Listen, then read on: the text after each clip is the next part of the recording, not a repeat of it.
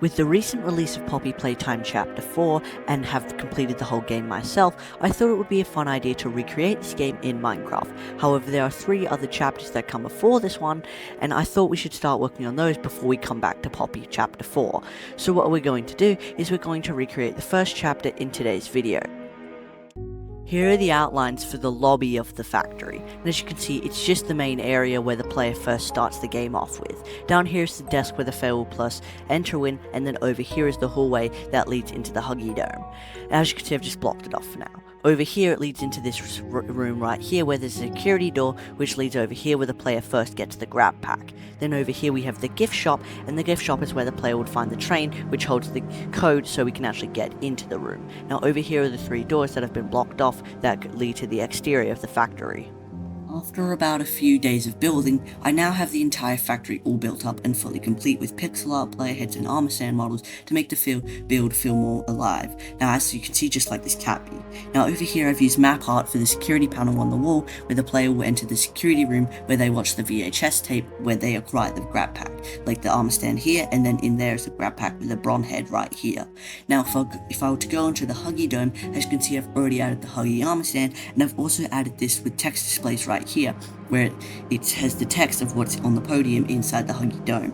And if I go down here, down into the fuse room, as you can see there's the end rod, we have over here where the crane room, we have all the boxes scattered everywhere, and the shelves, we also have the case with the red hand inside it with all the shelves where the player could find each fuse, the vent, and then the make a friend area where the player has to make a friend such as Cappy with all different machines right here. Now as you can see there's the catwalks above us where the player must do a puzzle, and then the vents where Huggy Wuggy chases us through until we reach the catwalk room right over here, as you can see, and it's filled with catwalks and a bunch of other conveyor belts that will lead over here into the Poppy Flower room, or the Poppy room. If I go on here, as you can see it goes pretty far down, and then we go to the very end when we open this door here, and inside right here is Poppy in her case right there like that. So the first thing I want to get started on is the main gimmick of all the Poppy Playtime games, is that being the grab pack, where the player will retrieve the grab pack in the security room over here after watching the VHS tape on how to use the grab pack, and I have a pretty solid idea of how I can make this work. So it all starts with these 2 command blocks right here, and if I were to flip this lever, this is how the grab pack would work. So as you can see, 2 more armor stands are teleported to me, 1 for the hand itself and 1 for the grab pack handle. And as you can see, wherever I look or move, the grab pack will always follow me to make it look like I have the grab pack equipped. And it just works with these TP commands here, where it detects it at the position of the player, and even if I look up and down, the armor stand won't follow that and will only follow if I look side to side instead of up and down. So now we can actually make it launching. So now I've added some more command blocks, and as you can see right here, these actually make a scoreboard. So I've now added a scoreboard so it will give me invisibility whenever I have the grab pack, so then I can't see my other hand when the grab pack is active. And I've also linked this to a scoreboard so I can just turn a score on or off to activate the grab pack or not. And it will also be teleporting an interaction entity to the player because they can detect when you left or right click. So now that I've set up that way to do it, whenever I would left click, as you can see it will say in chat, blue hand is launched. So now let's actually make this launchable. So now that I've made a toggle right here with these 2 comparators, when I click, as you can see, instead of saying in chat, it will actually toggle the 2 comparators, which now we have the way to toggle it on or off. So an armor stand will now be teleported wherever I'm looking, so when I click and the grab pack is launched, it knows where to fire. So as you can see right here, the grab pack is now teleporting over to that armor stand over there, and if it's still there, and if I do the same over here, it will teleport over there. And as you can see, I've also made it launchable.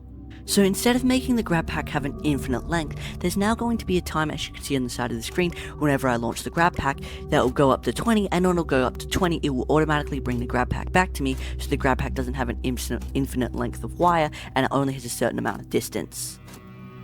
Now that I've finished, this is basically the entire grab pack design, but I want to add something a bit more to make it feel like even more realistic to how it feels inside of the actual Poppy Playtime game. I've recently figured out you can already summon a mob however you want, and also have a preset lead already attached to it, like this. So as you can see, instead of manually putting the lead on the chicken to attach it to me, I've already done it with a data command.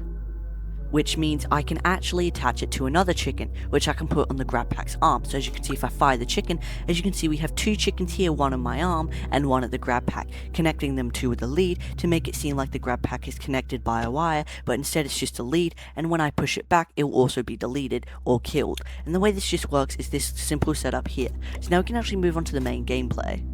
So the first part of the game is the player has to unlock the security door right here with a sequence of a code. So you'll have to click one of these codes in the right sequence to open up the door. And the way the player figures out what the code is by looking the trainer on the roof of the gift shop and in the order of the colours. So as you can see, just for default until I get better player heads, we've just used concrete on top of armor stands that are teleporting in a circle to make it look like the train is running on the tracks. So moving back to the code sequence, as you can see here, if I were to hit one of these in the correct order, see lime, pink, yellow, red, as you can see the door would not open up and it would be incorrect, and it also says in chat the colour, but if I were to go green, pink, yellow, red, the door would then open up and would be able to go and continue onwards. And the way I've done this is with interactions, and it detects when we hit one of these interactions and it'll do a certain thing. So now I have a scoreboard all set up to detect which one has been hit. So as you can see, if I were to hit blue, blue would then be active and the code count would be increased by 1. Code count will be increased by again, the same with purple and then grey, and once it reaches 5 it would reset and not open the door for us. And if it would reset, it would also reset it again. So we can keep resetting it all the way 1, and we can see the code count is 3, and I can reset it right here, but if I go green, yellow, pink, red, it's going to open the door and we can go through and do what we need, which is grab the grab pack. And what we have is this setup right here, where it just detects if all of them are right and the code count matches 4 or higher, it will then open up the door for us. So for the grab pack tape, as you can see we have this for a default until I get a player head, and a TV right here with the grab pack in there. So if I were to grab this candle right here that is labelled blue tape and then punch it with this in my hand like this, it would start playing a sound before then the great tape would play. So, and here is the VHS tape to make this all work, where it will title above the action bar how to use the grab pack and what you would do to use it, and it will also play some sound to indicate that the tape is playing before cloning this glass in order, which would open up the grab pack, allowing the player to grab it. So then after that, I've added an interaction at this grab pack build right here, and if it were to hit it, it would apply the grab pack to the player. And the way this works is with another interaction, as you can see here, where it would just make a scoreboard which would activate the grab pack. So if I'd hit it, as you can see the grab pack has now been activated, and I can now launch it and do whatever I need with the grab pack. So this is where the first actual grab pack gameplay part comes in, where the player has to put their blue hand there and the door will open with a smooth animation, revealing Huggy Wuggy in the Huggy Dome. So as you can see, I've activated the grab pack to show you a quick demonstration of what I mean. So if we would aim the grab pack and it'll land there, in chat it will say door is scanning, because it's detecting that the grab pack entity is right there. If I'll deactivate it, the grab pack will disappear. And as you can see, this just detects when the grab pack blue armor stand is just a certain distance away from this sign, and then it will power whatever we need it to power, like opening the door. So with this is the whole setup to open the door. So as you can see, we have a timer right here for opening the door, and there will be a repeating command block which will either detect if the hand is there or not, and it will add or decrease from the timer, and when it detects the timer is at a certain amount, it will power these signs and put them in order so it shows you how long is actually left in the scoreboard timer before the door opens. So if I activate the grab pack, I can show you what I mean. So if I can just aim it correctly like that, as you can see the time is going up, and it will say that a little beeping sound will play while the door opens, and then we can continue through while the sign still continues to stay the same, and we can go through into the Huggy Dome and do what we need, which is to continue on with the game. So now with play science, I've recreated the Huggy Wuggy note block theme that will play when the player hits the button inside of the Huggy Dome. So as you can see right here, we have a bunch of play sounds, and right here it will detect when the grab pack gets in a certain distance from the button, and then it will set a redstone block, as you can see over here, and it will place right there starting the note blocks. So if I were to show this off to you and activate the grab pack, launch it and aim it correctly, as you can see it's hit it and the note blocks start to play.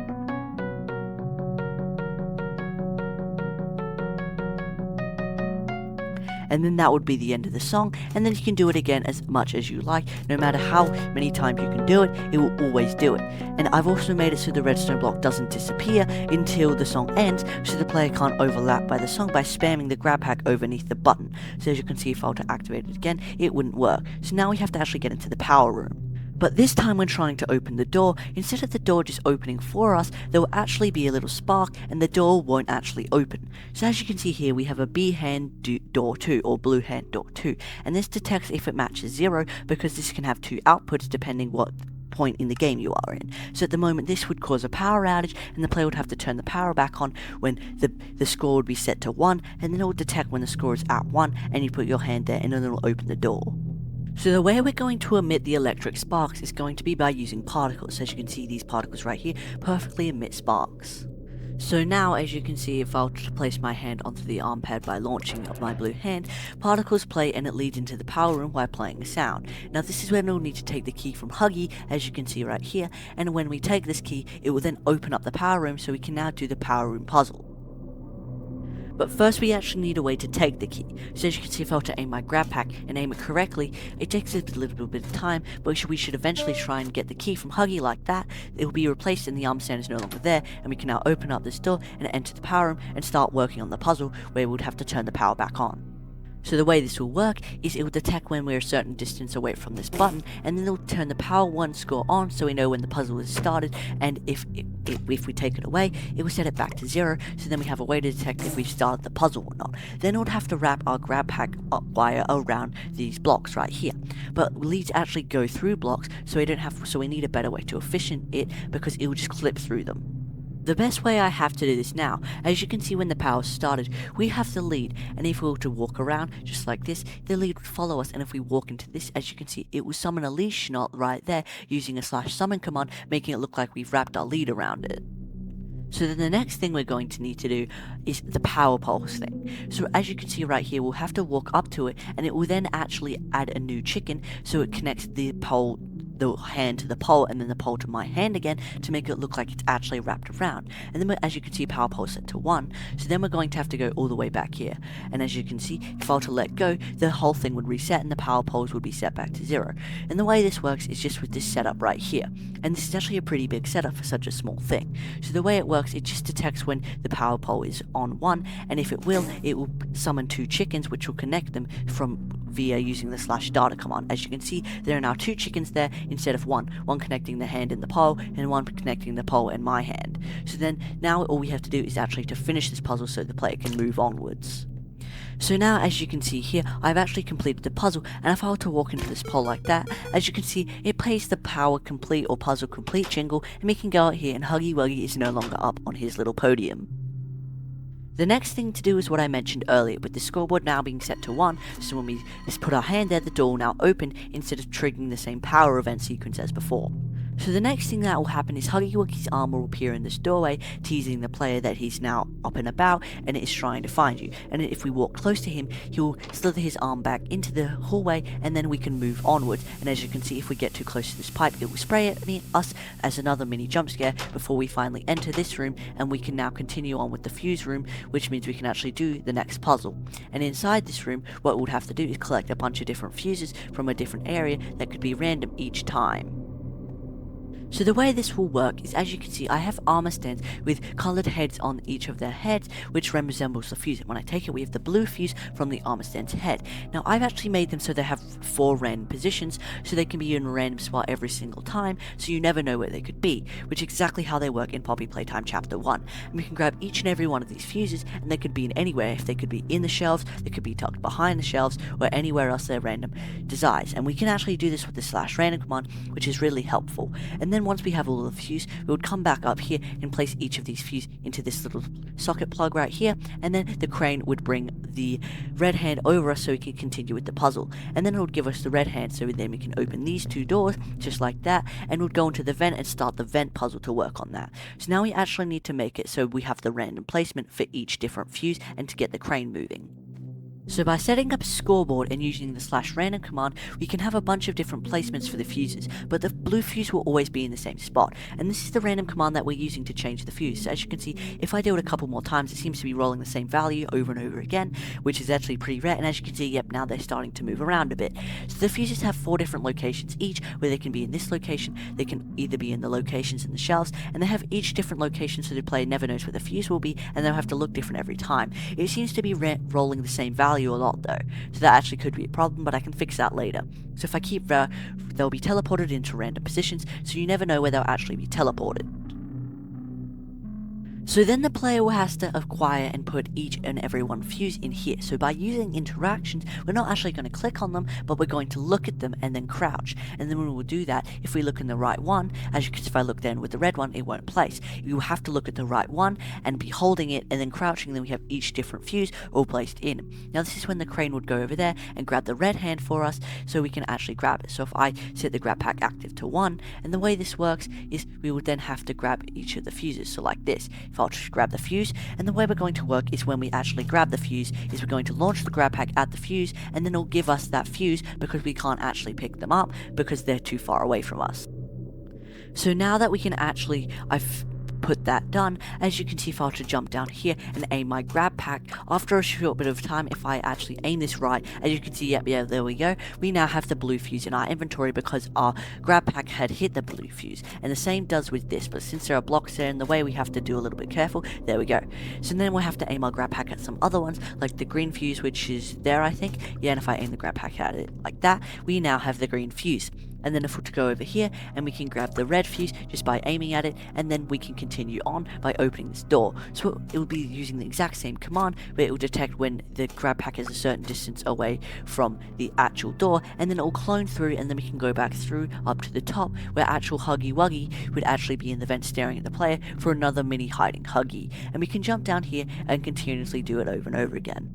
So the way to get this to work is having a bunch of different frames of the door, and it will only power when we actually put the grab pack in that position for the first time. And when we do that, if I were to show this off for you, it will also play a sound. So as you can see, if I were to throw the grab pack like this, launch it, the door will open while playing a sound, and we can continue through the doorway and actually get where we need to go, which is back up here, so we can actually put the fuses in. And if I were to go back up here and do this, this is where we'd get all the fuses and do whatever we need, such as grabbing the fuses or putting them in, or whatever we need to do. So as you can see, you can only grab the blue fuse if you're actually down here, and then we'll have to grab all the other fuses before the crane actually gives the player the red hand. Now about the Huggy Wuggy being in the vent, as you can see, there's just a little head of Huggy Wuggy peeking out of the vent, and he'll disappear when we put the first fuse in. So he's actually not there for long, and he'll disappear once you put one fuse in, and that's all he will do. So once you've placed in the first fuse, he'll disappear, and you can continue on with doing whatever you want, such as getting the red hand.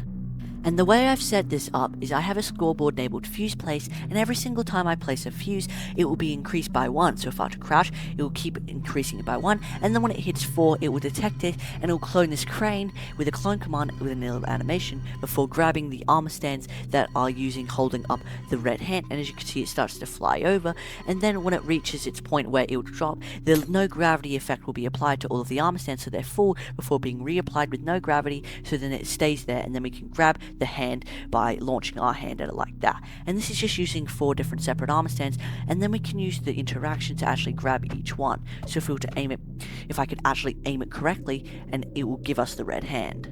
Now I've done the red hand off screen because it's actually just the blue hand on the other side, and there's no actual difference. As you can see, it works in the exact same way with the leads, just like how the blue hand does. So now we've done that, we can actually start detecting the door. So as you can see, if I were to put that one there, it will do nothing. If I were to put just the red one there, it will also do nothing. It will only power if 2 of them are there, so then it will say door scanned. And then as you can see, this is just this setup right here, where it only detects if both hands are in those positions, then it will work. So to start off with the puzzle, this time you have 2 different hands to do the puzzle with, so unlike the first puzzle, it will detect if either your red or blue hand, and it doesn't matter which, it will come with the same output. So if I were to go down here and aim my blue hand and fire it at here, it will say same output chat, but same as the red hand, it will also say same output because they're powering with the exact same output, because that means both hands can be used for both different puzzles, so it doesn't matter which hand you use. So this exactly works in the exact same way as the one in the actual game of the electric power room does, as it uses a scoreboard that will power whenever the hands are actually in that position, and it will set the score to 1 or 0 depending which one is powered. And then when we'll do that, we can actually finish the puzzle. So as you can see now, I finished up the puzzle and it works the exact same way, where it detects if you've actually put in the poll, and it will summon a chicken and use a data command to put the lead onto the chicken to make it look like it's connected to my hand with a bunch of different tags. And then after that, it will play the same jingle as before when you completed the puzzle, like this. So if I were to show this off to you guys, and if I were to activate the grab pack with both hands and go down here where the player would have to activate it. So what we would do is we would go down here, but this is actually not how you do it. So as you can see, if we could do that, we can then walk around here like that. We can go up here, and then we can walk down here. It will then attach to it just like how it does in the power room. We'll put our hand just like that, and as you can see, the jingle little plays, and then it'll teleport us off down the corridor or the ventilation conveyor belt before leading us into the Make a Friend area. So the first thing we do once we exit the little pipe of conveyor belt, the player will have to walk up the catwalks and do the first puzzle, which is they'll have to move this across here so the player can safely get across without falling to do the next puzzle. And I have quite a few ideas of how to make this work, as some of them I've already used before, but the dragging idea is actually I have a new one to think that will actually be pretty cool. So to make sure that the player knows the power is off, all of the Make a Friend Sheen's eyes will be closed and there will be no smoke, and there will also be a text saying needs power. Regarding moving the catwalks, and it will be pretty simple, and I have an idea of how to do it. It will just fall down here if we don't actually pull it across. So what we're going to have to do is pull it across by using the grab pack, and it will be using the close command, and then it would keep moving one block forward until it would safely reach across both of us, so then I can safely walk across the catwalk and get to the puzzle safely. And the way we'll do this is the exact same output command. We'll detect if we use either one of our hands as detected in that position. It will clone this animation of the catwalk moving across slowly. So if I were to activate the crab back to show you, as you can see, if I were to aim this correctly, it would then move the catwalk across in a smooth animation, so we can then safely move across the catwalk and continue and start moving on with the puzzle. Now the next one uses a different way, because instead of just moving it once like this catwalk, we can move it as many times as we want, because if we were over here, as you can see, we couldn't get across, and if we would go over here, we would have to bring the catwalk over here like that, and it'll play that smooth little animation by playing that, and then when we're over here, we can also bring it back over here like that. So it's just a quick little toggle system where you can toggle the catwalk depending which way the catwalk is on. And like I said, we can use both hands for this. So the way this works is a bunch of different frames are being cloned in order with a smooth animation to make it look like the catwalk is smoothly sliding across to us. And the way this works is once again the toggle output for both catwalks, and then it'll set a scoreboard to 1 or 2, because then it will detect if the catwalk is at position 1 or position 2. Like every other power for the power puzzle, it starts where you actually detect when you put the hand against the button. Now I've completed this puzzle as well, and it works in the exact same way, where we'll walk across these two, we'll just have to walk closely across, and then we can get across here like that, and then we can actually power it by finishing the puzzle. As you can see, puzzle completed, and it's now completed. So now we just have to make it so they actually connect to the two, because at the moment I have 2 leads, and they're not actually being connected just yet, but they are being recognized. I just need to make it so they're visible. With that done, a scoreboard will then be powered, being set to 1 with the little jingle that of the power puzzle complete plays, and then it will detect when you put your grab pack hand against that button down there, which will turn the Make a Friend power on and changing a bunch of things. And the first thing it will do is it will use the data command to data merge the entity of the text display down here from saying needs power to power on in the color green instead of the color red. Then we'll have to detect when the player pulls these levers, and it will put the cat B parts across the conveyor belt. So then after this, it uses the same double detect system where it detects whether which one is, and then it will teleport this cat B armor stand model down into the build, where once again it will be teleported over here once the player has finished the animation and picked it up, and this door would open up. And the way this works is it just detects if there's a scoreboard of me having the cat B, and it'll teleport the cat B there, play a few sounds, wait a quick delay before stopping that sound, and then playing a sound notifying that the scanning of the toy is now complete. So we can now open up the door with these different frames and clone them in order to make it look like the door is opening, where the door is finally open and the player can walk in, where Huggy Wuggy would jump scare the player. But first we actually need an armor stand for Huggy Wuggy. So here's the armor stand model I have here for the Huggy Wuggy. And as you can see, he uses quite a bit of armor stands if you look at the repeating command box behind him. And the way this works, it'll detect when we get a certain distance into here, and we'll have to summon armor stand before we go back there. And as you can see, Huggy Wuggy uses quite a bit of armor stand. So if I actually, this is summoning in Husk named Huggy AI. And when it does that, there's a command block teleporting the armor stand model to the Huggy Wuggy AI, as you can see like that, and it moves with the Huggy Wuggy. So then Huggy Huggy Wuggy can now chase me, and I'll have to run or he'll jump scare me. So as you can see at the moment he's a bit slow, but we can change that later, and we can also give him an animation later, and then when I can just kill him and put him back to normal once he is no longer needed. It will also open this vent door so the player can then actually start the Huggy chase itself and walk in here. The door will then close behind the player so they can't go back, and the Huggy AI will actually be killed because it's no longer needed in this part. So the way we have the next one is with a separate armor stand model for Huggy Wuggy crawling in the vents. And the way he works is he's actually made so he can fit inside the 2 block gap space of each vent by using all of these armor stands compacted into one. That's why I can't use the same armor stand over and over again, because his pose drastically changes. And at some angles he looks weird, but he's only meant to be looked from the front of the thing at 2 blocks wide and 2 blocks tall. So now we actually just need to make it so Huggy Wuggy can chase the player right inside the vent.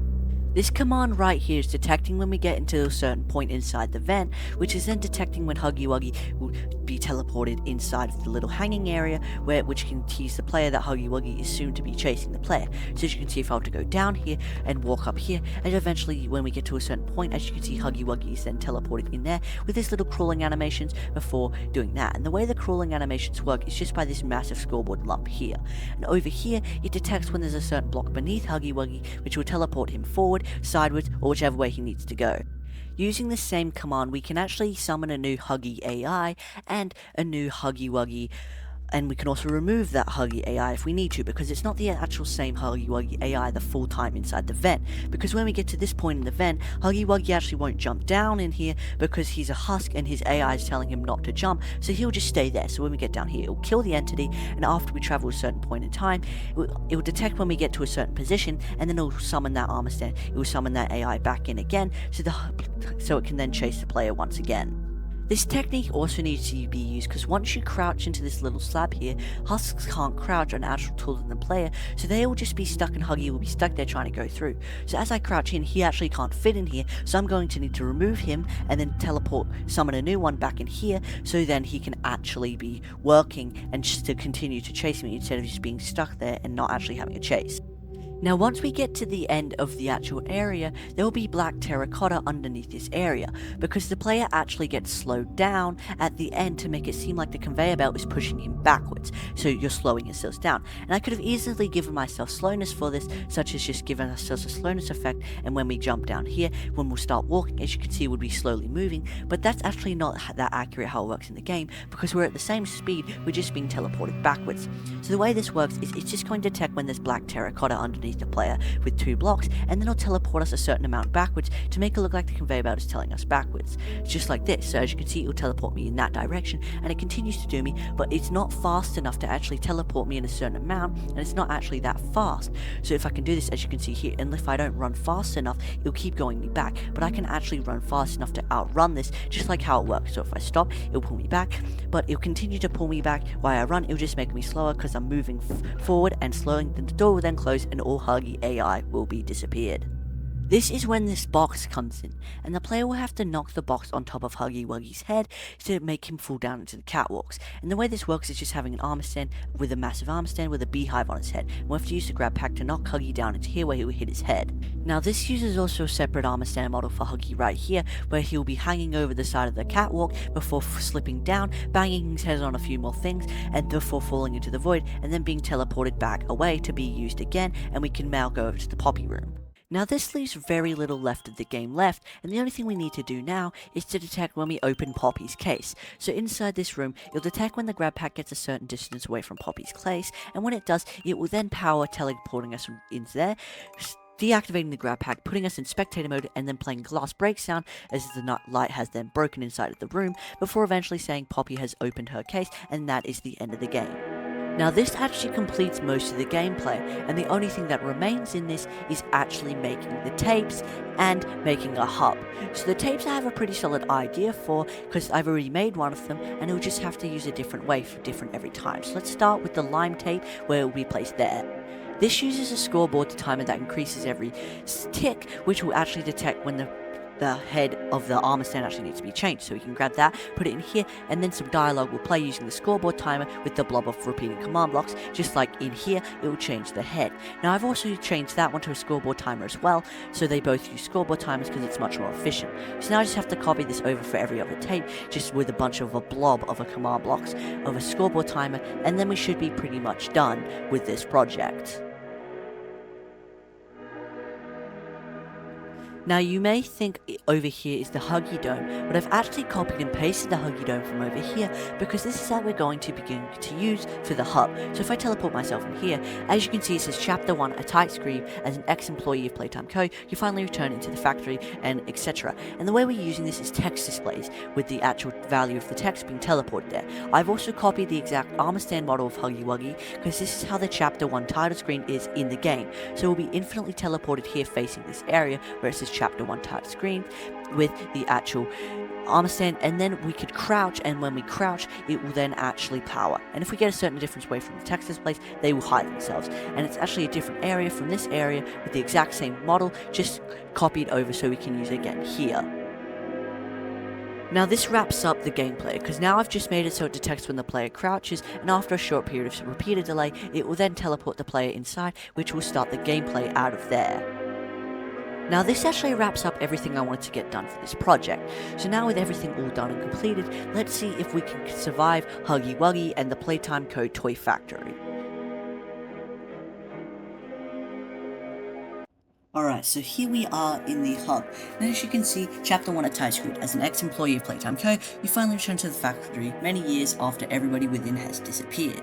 So that's pretty much the whole thing, so let's start Poppy Playtime Chapter 1. Now, even though I know what the code is, I'm just going to look at the train just for you guys, just because I made it and I might as well. Alright, so this door will open, and there's the train code. It's a bit hard to see, so I'm probably going to jump up on this. Yeah, it is. Yeah, I knew that. Alright, so now we're going to go over to the security room and put in the code green, pink, yellow, red. So as you can see, here's the door, green, pink, yellow, red, and then the door opens for us and we can grab the blue or grab pack VHS tape, put it in there, and then after we've done that, we can watch the tape. Playtime Co, grab pack, tighten the straps, hold both hand cannons, that's grab pack, pull trigger to fire, pull again to retract, hold the grip on the dodge, only fire at small /objects handles, do not fire at a co-worker, this may cause injury, wires conductive, use for rewiring, thank you, use your grab pack responsibly, don't worry, I'm going to use it to knock Huggy into the void. Alright, so now that we have our blue hand, we can now open the door and fire our blue hand. Alright, so I'm going to just wander down here. I don't know how far that can go, is that like, I think that's like 10-20 blocks. I think it's one block every tick, so that would be, yeah, that would be 20 blocks. Right, yep, now the door's open, and there our boy Huggy is. So I'm going to play his music, because why not?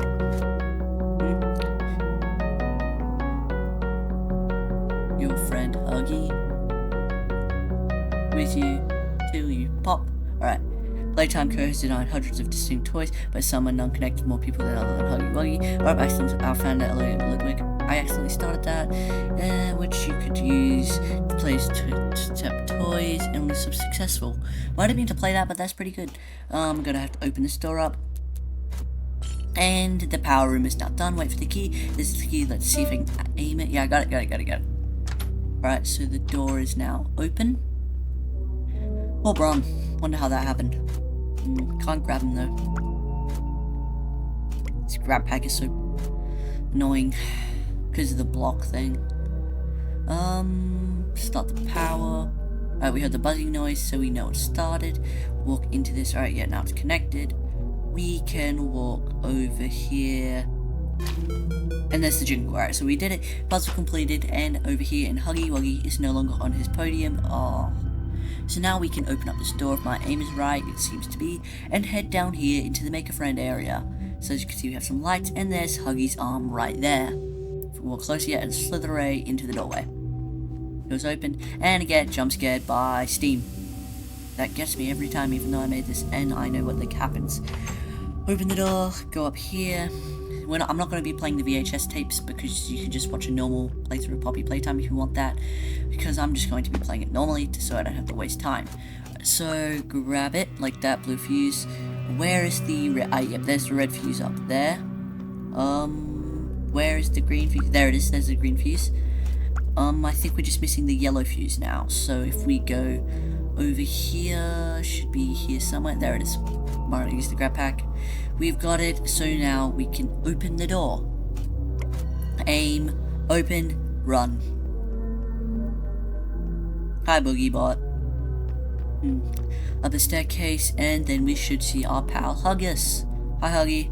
So he's just gonna disappear. Yep, now he's gone. Look there, there, and there.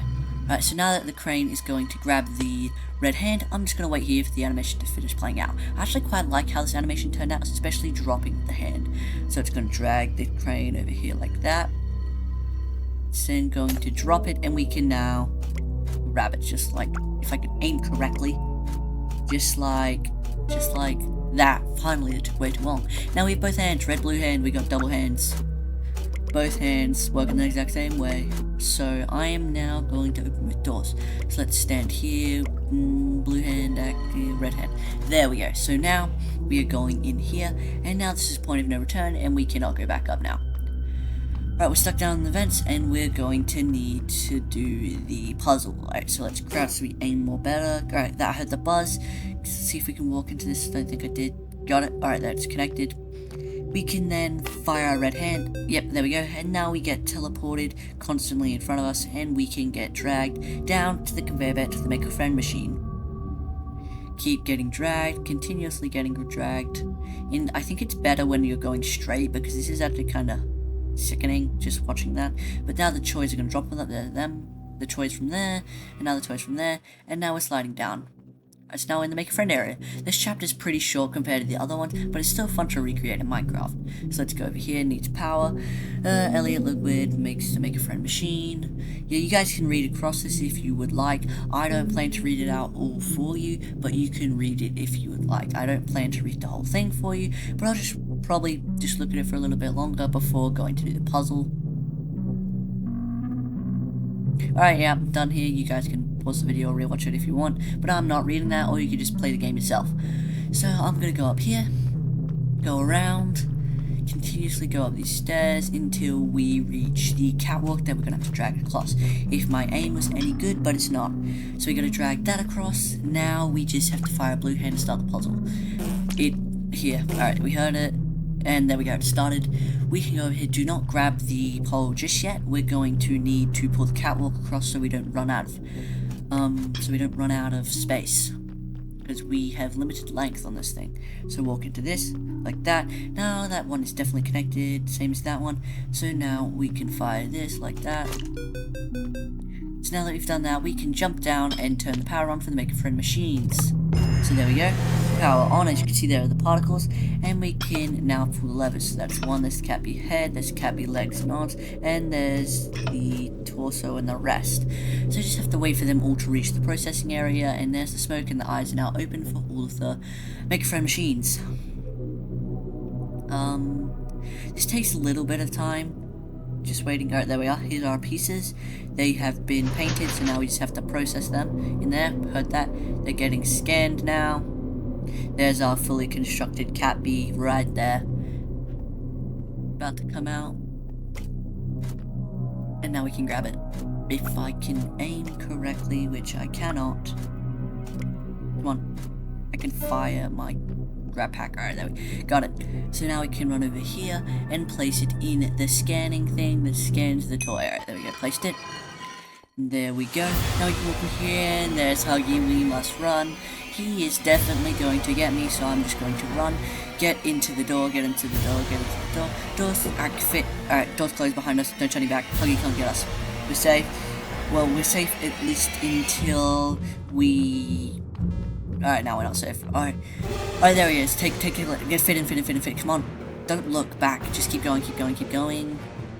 Not that way. Down here we should be safe for a couple of seconds. Yeah, we're safe now. Huggy's no one in. I don't think he's close. I think we're safe for a bit. I think he comes back after this. So he's down here. Going this way. Up here. Oh yeah, Huggy's back, run, run, crouch, alright, he's right there, don't, crouch, let me fit, please. Yeah, I think we're safe. No, run. I keep getting caught on the side of the walls, and the door locked on us. Come on, Huggy's coming, run. Oh, I see the end, it's so close, it's right there. Keep going, it's pushing me backwards. Alright, I can keep running, sprint. Keep going. Alright, there we go, landed. So we're now out here. Aim our grab pack, fire the box, and then, yep, we've won. Bye, Huggy.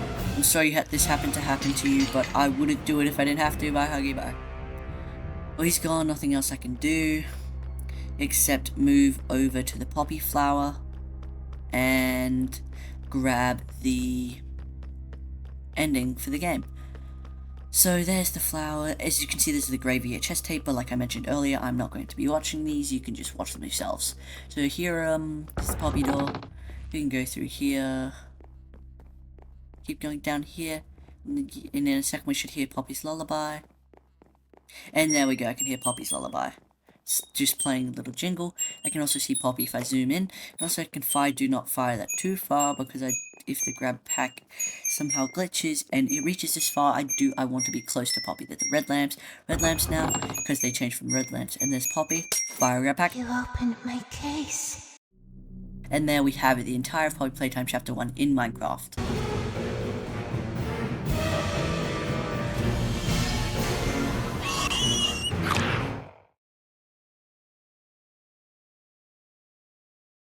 I hope you all enjoyed that, and it was super fun for me to recreate and play myself, and I can't wait to make more games like this, because from now on I'm not only going to be making FNAF games, but other popular games as well. This is the end of today's video, hope you guys enjoyed it, and I'll see you all next time.